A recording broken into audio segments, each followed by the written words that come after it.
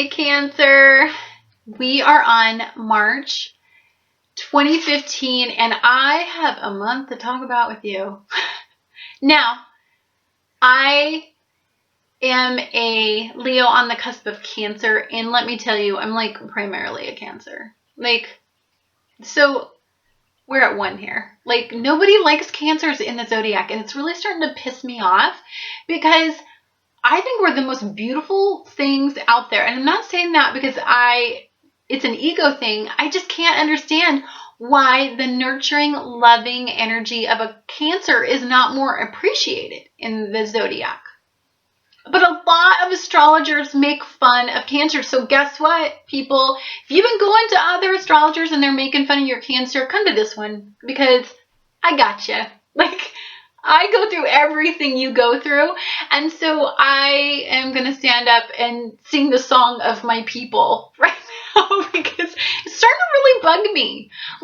I know we take things personally, but what is more beautiful than a nurturing energy in this stinking dead world where nobody seems to care about anybody? We care about everybody. It's so beautiful. It's just not appreciated right now. So if you are feeling like it sucks to be a Cancer, don't. It rocks to be a Cancer. We're just a minority right now in the world. The world is about disconnection. It's not about that. And that's what Aquarius is going to bring about, this new age. Our energy is going to be appreciated. So here we go. This is a major game changer for you guys. And we have a couple of astrological events that are off the charts in astrology. One of them is on the 16th, we have a Pluto Uranus Square. And Mercury is going to be squaring Saturn at the same time. So this is just like a ridiculous energy. This is, okay, Cancers, I'm going to talk to you one-on-one. You guys are going to get a little bit more than the other signs. That is because you are a sponge for emotion and depth.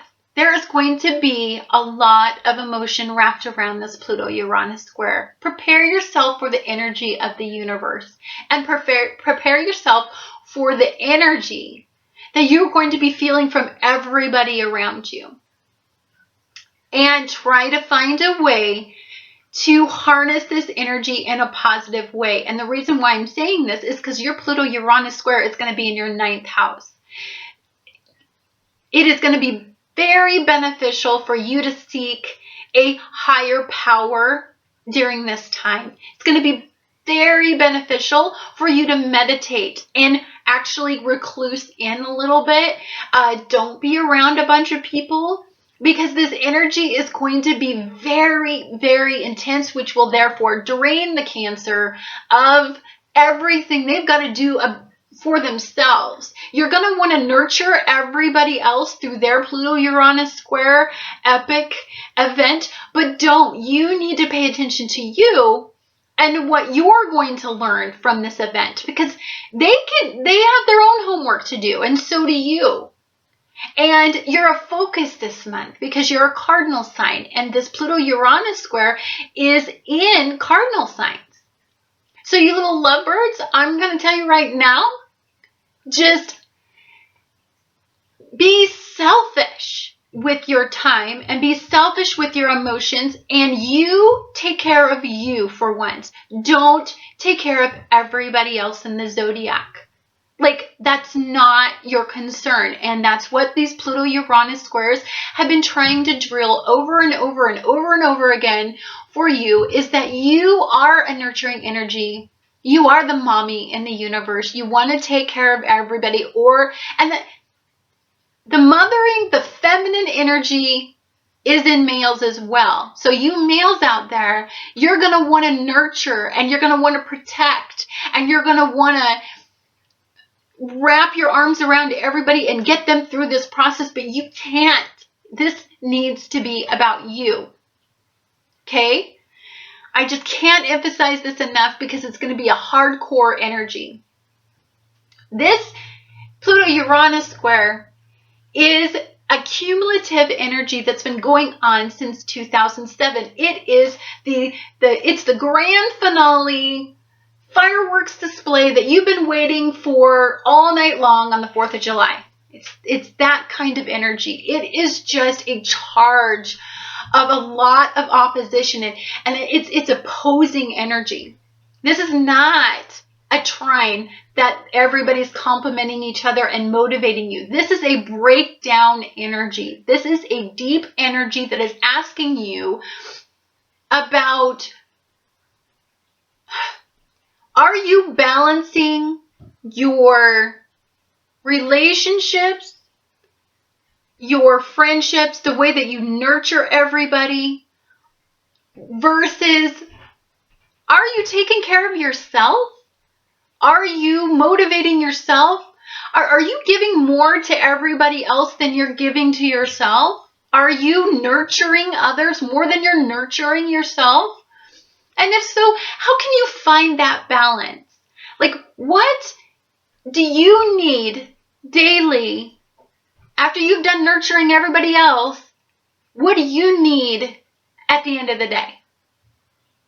These are hard questions for a Cancer because we don't freaking know. We get pleasure out of nurturing and being there for others. We don't have a definition of ourselves. Like, we don't think that way. That's not the way we're programmed. Our wiring is to nurture others. That's how we receive. No. That's a very self-codependent mentality. And you have been experiencing breakdown in this limited mentality since 2007. You've been going through relationships.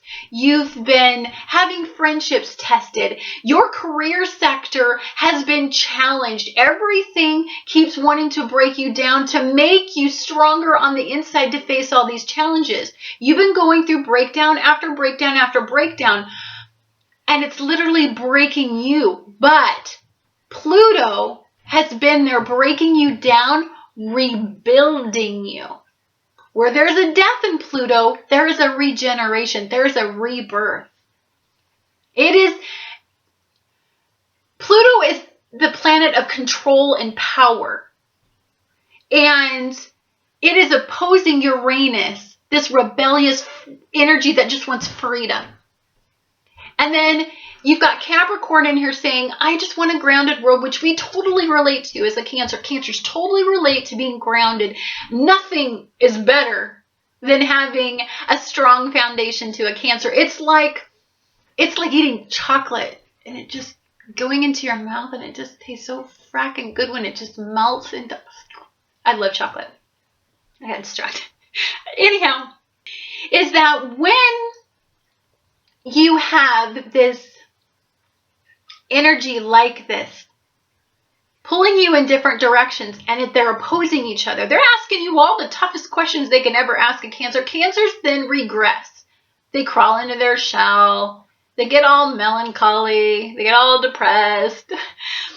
They think nobody loves them or appreciates them. And we go through this internal breakdown within us. And then we get comfortable. And then we re-enter the world once we feel the world safe again. But we haven't really had the long spells that we like to turn inward and really feel that energy. We just haven't had that because we're so busy trying to take care of other people. But every time we start taking care of other people, the universe goes in and slaps our hands and says, knock it off. It's about taking care of you, not other people. Because your sun, it's not shining. So a lot of us during this breakdown process, since about 2007, we've actually been looking internally for strength. A lot of us have turned toward metaphysical routes for this. Meditation, changes in lifestyle, changes with partners that allow, we need partners that we can talk to about our problems and become real with. Before the Pluto Uranus squares, we often sought partners that we had to fix and take care of and nurture. And then those partners have been dissolving right and left for us. Friendships that leaned on us heavily and just used all of our nurturing powers for their benefit. We've experienced breakdown in those relationships. That's been very difficult because it seems like everybody has been leaving our lives. We've experienced deep disappointments in people and deep disappointments within things that we thought were solid foundations and aren't now. And we've had to restructure our way of thinking. But most of this breakdown, as Pluto's been breaking us down, and Capricorn has been asking us, what does it take for your foundation? Your foundation to be strong. I'm not talking about anybody else's foundation. Stop thinking about everybody else, because that's getting you nowhere. Where's your internal breakdown? And then Uranus in Aries is saying, think of something new to get yourself going in a better direction. Your sun has been blocked for a really long time because you're so busy paying attention to everybody else's sun, you're not taking care of your sun. And if your sun isn't intact, you don't have anything to give anybody. And so you've been this moody, drama, emotional wreck for everybody in your life because you can't harness yourself because your sun is burning out. And so during these oppositions, these celestial oppositions, the universe and God has been saying, hun, turn inward. We got some work to do on the inside. What do you need? And then giving you some really great suggestions, sometimes pushing you into these great suggestions to get you to change. That's the Pluto Uranus Square. A lot of us, for us, it's just going inward, finding peace within us. For some of us, it's been religious. It's been a spiritual experience. It's been an enlightenment. It's been an internal journey where we have faced some things about ourselves and sought counseling and sought things to help us grow and flourish from the inside. Hence the 9th house. Okay, so on the 5th, we are going to be having a full moon in Virgo. And this full moon in Virgo is going to be in our 9th house. So it's asking us to set up some routines in our lives that keep us balanced, keep our energy level at a balanced and healthy state. A lot of this, that can mean setting up some pretty regimented routines where we think of only ourselves. And for Cancers, this is difficult, but I can't endorse it enough. It's actually necessary for good mental well-being. And as I said before, a healthy Cancer is healthy for everybody. Nobody wants to be around a moody drama king or queen Cancers. They're just too friggin' much for everybody. And that's why we're getting a bad rap in the zodiac, is because, dang, sometimes we're just stupid and drama. So, and then on the 11th, Mars crosses Uranus, and this is going to be in your 10th house.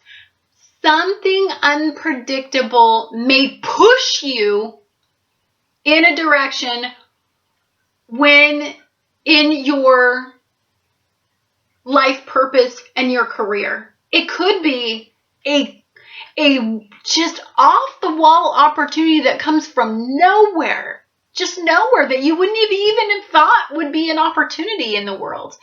But this is to get your sun shining, because you've been doing all this internal work. We got to get you out there. We got to get this message out there to the world. There's a new kid on the block, and it's a new Cancer, and it's going to be you out there motivating people to turn inward. You want to nurture? Lead by example. On the 16th, we have that Pluto Uranus Square, and that's going to be in your 10th house. And just know that that day, everybody is going to be extremely volatile. Take care of you, okay? I can't emphasize it enough. This is going to be about a Cancer world for this month. You can nurture everybody in a freaking another month. Don't worry about it. Plenty of months out there where you can just do your cute little Cancer thing. Okay, And then on the 18th, Mercury lines with Neptune and Pisces, and this is in your 9th house. So you're going to be turning inward, and when you do, you may find an answer. And it's going to touch you in a way that's going to resonate with you, but only you. Nobody's going to really get this. It's an energy that is going to work really, really well with you, because Neptune and Pisces and those are just energies that really resonate with a Cancer. So you are going to be motivated by this energy. It's going to be an enlightenment. It's going to be, it's going to guide you subconsciously. So I want you, like, maybe you'll manifest this kind of reality, this fantasy that turns into reality in a dream. Write that dream down, because it may be something you want to explore later. And it's maybe something that if you're meditating about, you may be focused on that dream.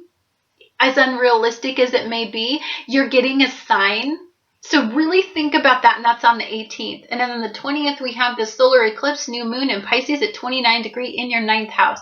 This is a wonderful energy for you. If there's somebody that is draining you, and you're constantly having to nurture this person, and you don't have any time for yourself because you're so busy, trying to manifest something wonderful in this person's life that you are forgetting about making your sunshine, that person's going to be eclipsed out. The universe isn't going to put up with that anymore. Is there a job that's not allowing you to shine, and there's a career purpose that was manifested? You may find that you have some difficulty in an area, but that's not because the universe is picking on you. It's because you have a purpose, and nobody's knowing this more than you right now. You're getting it. You know that there's something that you are tapping into right now that is going to change your life. And so you're just looking for something to guide you. Really tap into the energy. Meditate a lot on the 20th. Ask the universe, what is it that you want me to do? If you've opened your mind to spirituality, if you've opened your mind to metaphysical manifestations, then meditation is a great way to focus that energy and to give you the answers that you're seeking so desperately during this breakdown. Pluto Uranus energy is difficult because it hits all of the sweet spots in a Cancer, our stability and our emotional well-being and what's blocking us. And these are all difficult questions. So you, Cancer, need to turn in a lot this month. You need to be selfish. You need to meditate a lot this month. You need to write down all your dreams that you have. Because the unconscious area is where you're going to find a lot of answers to these tough questions that you're going to be faced with this month. Okay, Cancer? And just know, don't listen to all those people that say that Cancers suck. They don't freaking suck. We are the most beautiful energy out there. And I'm not just saying that because it's me. I'm saying that I appreciate the love and the kindness and the constant being there for everybody else that a Cancer does. And so we sponge up a lot of negativity, and so we have some breakdowns. Big freaking deal. Those people who are cold and never feel what we feel, they don't know what it's like to be a Cancer. They don't know what it's like to constantly absorb everybody's emotional states and well-beings and attend to them and attend to their needs.